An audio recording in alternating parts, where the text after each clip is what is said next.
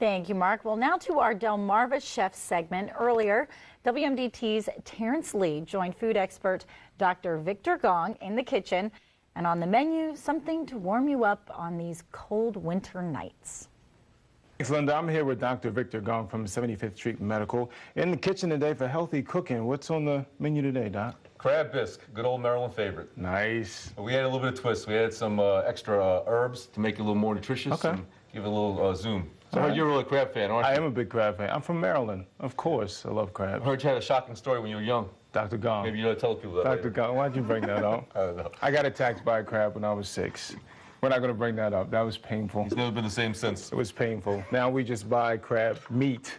We don't get fresh crabs anymore. So I started a little bit of canola oil in there, okay? Then we're going to add some shallots. About 1 1/4 cups of shallots, a cup of celery. Yeah, you can help stir. Smells good. Gonna add a little bit of 2 teaspoons of garlic. Okay. We add a little bit of cherry. Then we're gonna add jumbo lump crab meat. That's obviously the most important, so you want to get the really good grade, fresh. You want to stir that pretty good. All right.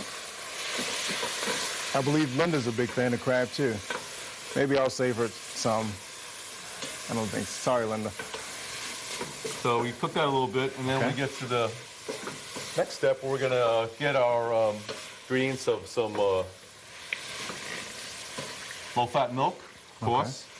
Now, can you use any skim milk, 2%, 1%? Sure, whatever you like. Okay. A lot wouldn't use like soy milk. This is just regular clam juice.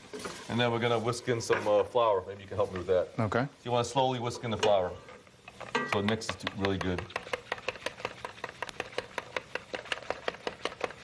So this is really great for the wintertime, especially when it's nice and cold. It's kind of like a comfort food.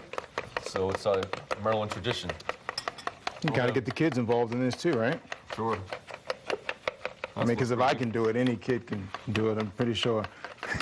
Looks pretty good. All right. So now what we're going to do is pour this mixture into our crab meat and celery, and we'll let this cook for about 20 minutes. 20 minutes, okay. You stir it? Is that pretty good? Yeah. Yeah. And later on, after that finishes boiling, we're gonna go and blend it to make it into a nice, smooth mixture. Okay. So you bring this to a boil, and then you go to the next step? That's right. Then that's where we add all the herbs and everything. All right. Well, stay tuned later in the show. We'll get to the next step, and I finally get to eat. Finally get to eat, like he's probably has to wait so long. I know. And he didn't save any of it for us.